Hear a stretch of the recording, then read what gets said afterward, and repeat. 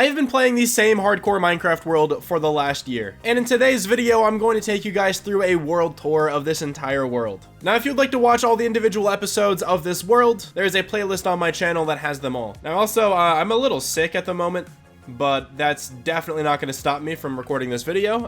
I need to record this video today based on when this video has to come out, so I'm sorry, but you guys are going to have to deal with the voice. But let's go through every single build I've done, and I think I'm going to go through this in chronological order. And since this is just a backup of my hardcore world, I can switch it to creative, and I can fly around and have a lot of fun. It's going to be great. But yeah, anyway, the first episode, it all started here with this starter house. I have just now realized that I have missed 4 pieces of fence. There's no way that I missed that this entire time. That's insane. That after over 1,100 days in this world, I have not noticed that there's supposed to be 4 pieces of fence right there. I wonder if I'm going to remember to actually change that in my, main world. But anyway, yeah, the starter house. Episode 1, I think this is a pretty good starter house. It had more than enough space on the inside. Also my pet parrot that I never named. We have a little bit of a storage room down here.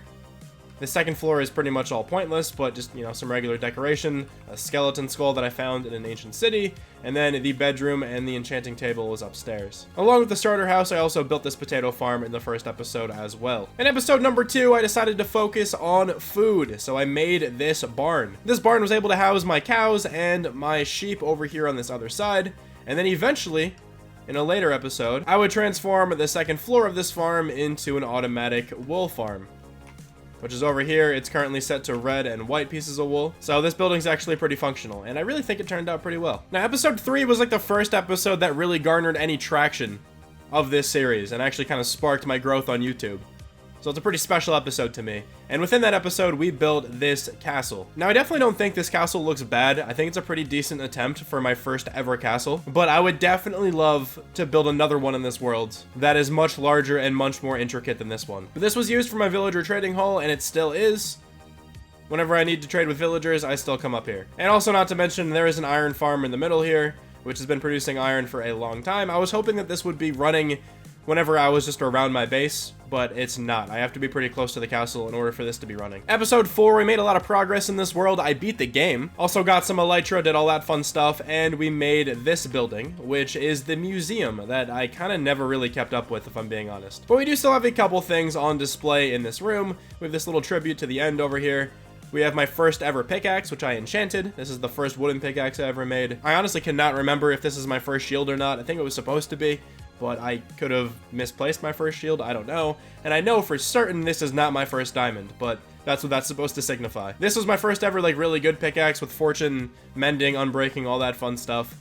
And then also, this is supposed to be like a god apple. I just haven't found one yet, if I'm being honest. Really haven't been looking, but just naturally throughout the game, I have not come across one. This back room is still empty. It was supposed to be a memorial to the Nether. I kind of just never got around to it. But I still think this building looks cool from the outside. The inside definitely just needs a lot more work. Also, I should mention that I'm not going through absolutely everything I've ever built in this world, because there's a bunch of farms and stuff I made that I never really decorated into anything. Like, we have our general mob farm, we have our enderman farm.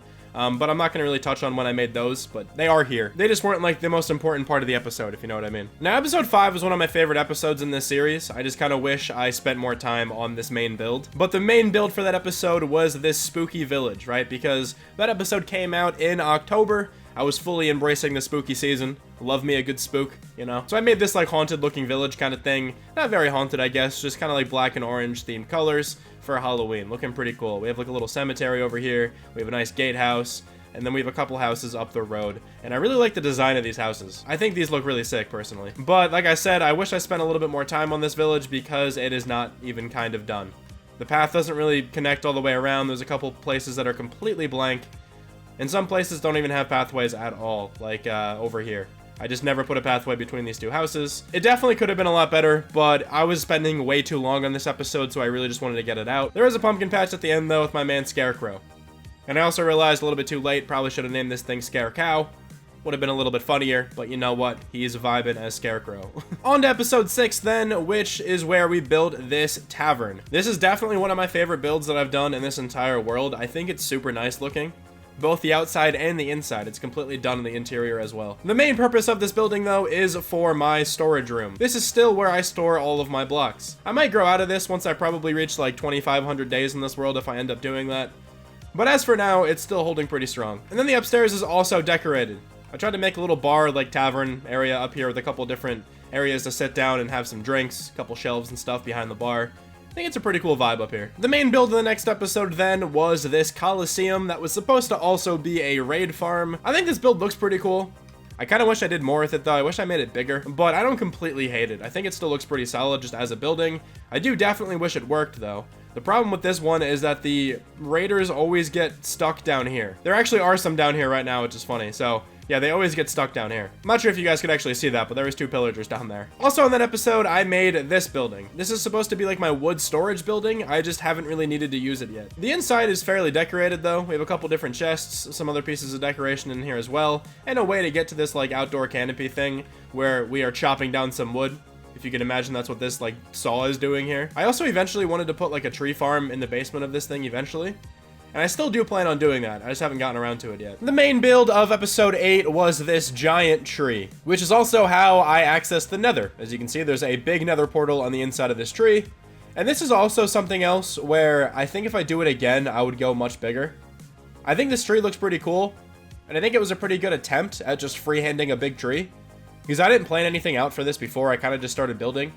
And this is what was the final result, and I think it looks pretty solid. But if I did this again, I think I would plan a lot more, and I would go a lot bigger. But I'm definitely not disappointed in this build. I think it looks pretty good. The following episode has my single favorite build in this entire world. It is my Nether Hub. I wanted to make like a giant spooky mansion on the nether roof, and I think I captured that vibe pretty well here. I think the roof is my favorite part, though, personally. I think the colors of the roof are just perfect. Really like how those blocks mesh together. I think this whole thing just came along really, really well. The interior to this is also done, but this was not done until a much later episode. I'll still go over it now, though. But it's nothing crazy on the inside. There's a whole bunch of room above this ceiling as well. But I didn't know what to put up there, so I decided not to do anything with it. We have this big central room here with a massive table and also like the nether portal to get in and out of here. And then we have a couple other side rooms, a few other like exits over here to reach my other nether portals to reach, you know, further parts of the world. But in total, I think this is still my favorite build I've done in this entire world so far. In episode 10 of this hardcore series, I decided to build 2 villages that do not naturally exist. Those being the Birch Village and the Dark Oak Village. I was trying to go for like a magical vibe for each of these. I didn't do all that much with the whole magic theme, other than I guess here just like having some stuff floating. But still, I think this village looks pretty solid. We have a big building at the end, which was supposed to be a school, but I never got to the interior of any of these buildings. These builds took a really long time, and I wanted to get the episode out within like 3 weeks. I didn't want to wait too long, so I didn't decide to do any of the interiors. But that's the Birch Village, and then here is the Dark Oak Village, which also is one of my favorite builds in this world. Hold on, I am in a tree. I really like the roof designs for all of these. I like how they hang out further and further the higher you get. And I think these houses kind of fit perfectly with this little vibe. Also, this little, like, mushroom garden thing looks pretty good in my opinion.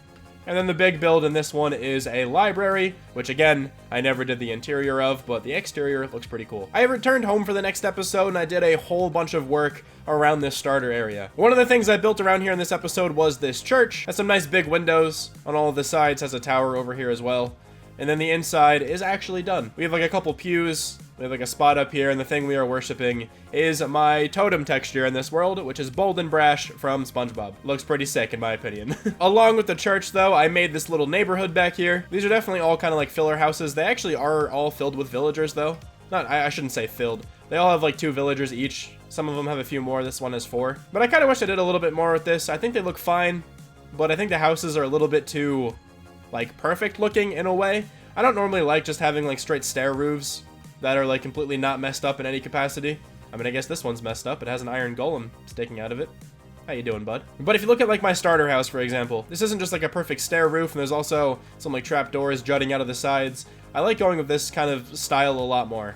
Or like down here where I add a couple extra slabs every so often to make it look a little like dilapidated. I think that looks better than just having the roofs like completely perfect looking, but still, I think this area looks alright. Also on that episode, I built this giant quarry. I just dug a massive hole in the ground. Then I had to rebuild all the rocks again in the walls to kind of get this like square rectangular prism kind of shape I wanted. And this turned out very well, in my opinion. I didn't think I was going to be able to capture this exact vibe. I thought this was going to be much more difficult, but I really do like how this turned out. And this is also how I get down to like my deep slate mine all the way down there. You can see the water. I drop in there, build a beacon down there, and I can gather all the deep slate I need.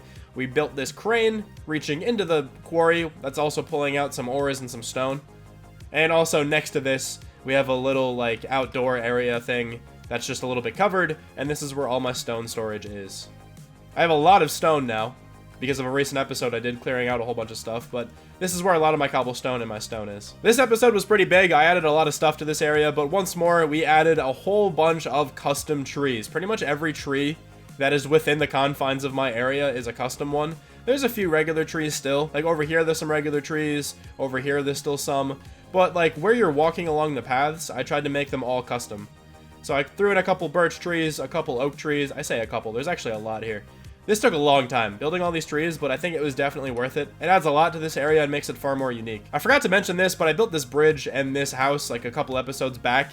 I honestly don't remember exactly which episodes they were in, but this was supposed to be my way going up to the castle, but I never did anything with that. I kind of forget that this is here sometimes, but the building looks alright.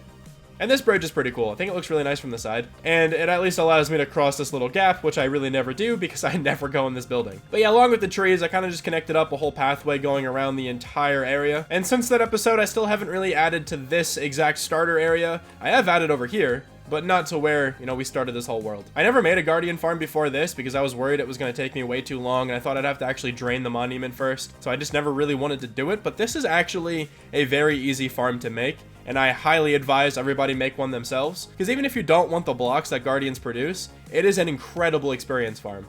And it really doesn't take that many blocks to build.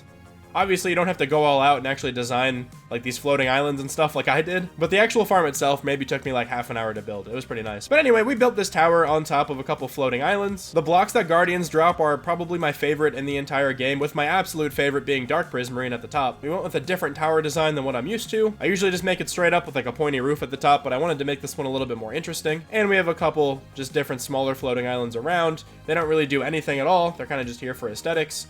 But then of course the actual farm is actually down this scaffolding. Now in episode 13, I decided to make a cave village. There is this massive cave very close to my base, and I thought this was the perfect spot for it. I built a total of like 4-ish houses here, maybe like 5. It's kind of hard to tell, honestly, exactly how many houses could be here. Essentially, none of these have interiors to them. They're all just completely empty on the inside, just with like a torch or something. But this one back here actually does have a little bit of an interior. No actual designs, but this is my super smelter back here. And I should probably light this up with some torches so nothing spawns, but whatever, we're good for now. I think this build looks pretty cool too. I like the different colors I used for the second floors of all these buildings. This little pond in the middle is looking pretty good. This little pathway then also rounding off everything. I never remember though to actually like trim the glowberries whenever I plant them places. So they all just continue growing forever. I will probably never remember to do that if I'm being honest, but who knows? Maybe I'll surprise myself. We are going to skip by episode 14 then, because episode 14 was just doing the interior of the Nether Hub that I already showed off. So moving on to episode 15, I built up this farming village. The reason I did this is because I wanted to have a city here eventually, which I'm starting to build now, but there was a regular vanilla village pretty much like right where I am right now.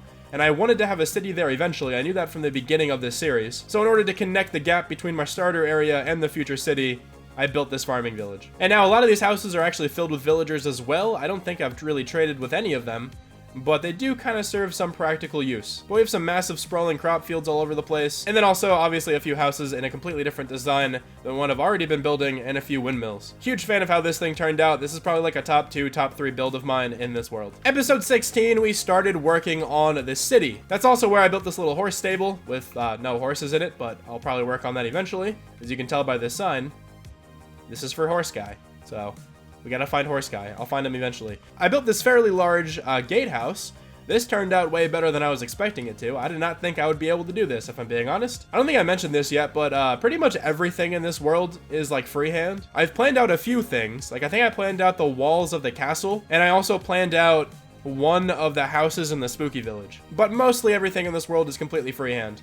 I kind of like doing it that way, but I think if I do bigger projects down the line, I will probably prepare a little bit more. But yeah, this thing turned out pretty cool. I think we have a cool like little connecting like house up here at the top, connecting these 2 towers together. And then of course you can actually walk into the city this way. And also in this episode, I built up 4 houses. I built up to like this little trading stall. So this house and this section over here was not in that episode. It was just over here. So I built up these first 4 houses. We built up a couple trading stalls and a few wagons with like some different like potential like export items that this city would be producing. Also had to get rid of an entire village and terraform this entire area. So that episode took a long time. It was roughly like 100 Minecraft days, I think. The following episode, I didn't really build all that much. It was when 1.20 came out, so I spent the majority of the time finding all the new blocks and getting all the new stuff. But I did build this little sniffer enclosure just to house the little sniff guys that are inside. And we also built up this library, which is this building on the end, and I did the interior in that episode as well. Nothing crazy, just a couple bookshelves, a whole bunch of the empty bookshelves with, you know, a random number of books on the inside. And then there is actually a second floor up here with a little table and some more books. And then we are finally at the most recent episode in the series, where I wanted to make a whole bunch of automatic farms. Because a lot of the interiors in this world aren't really dedicated to anything. A lot of the buildings in here are kind of filler buildings, but I wanted to change that here with this city. So in each of these buildings, we have an interior like storefront shop thing, and then in the basement all the way down here, we have some kind of automatic farm. So in this one, we have a bamboo farm. There is also a moss and bone meal farm, which is in the basement of this building. There is a villager-powered potato and carrot farm in this building, which was definitely very fun to set up. And then in this one back here, it is a pumpkin and a melon farm. Also in that episode, though, I expanded the path down this way, built this circular shape, and I put a garden in the middle of it. This is going to be the center point of this entire city once it's all built up. But I think this garden gives off a really sick vibe. We have a couple benches in here as well, a couple leaves, a whole bunch of custom trees. And then around the outside, we have some lampposts, we have some carts, and some trading stalls. And why not throw on some shaders here to do the outro of this video, just to show off everything we've done here in the starter area, and show how beautiful it can look. But thank you guys so much for the support on this series throughout the past year. It's kind of crazy that I've played the same world for one whole year. Now, I wish I had more time to play this world throughout the week, because I think I would have progressed much further. I am only at day 1183. Playing a world for a year, I should probably be further than that, but obviously working full-time and all that stuff, it is difficult to find a lot of time to play, but I try to play as often as I can. You know, I think it's probably a crazy dream, but I'm really hoping to one day do this full-time, and then I can get some massive projects out for you guys if I really grind and put in the time. It's just obviously difficult to do at the moment, but that's the goal. That is the eventual dream, of course. But yeah, one more time, thank you guys so much for the support on the series. I really, really appreciate it, and I will talk to you guys soon. Bye.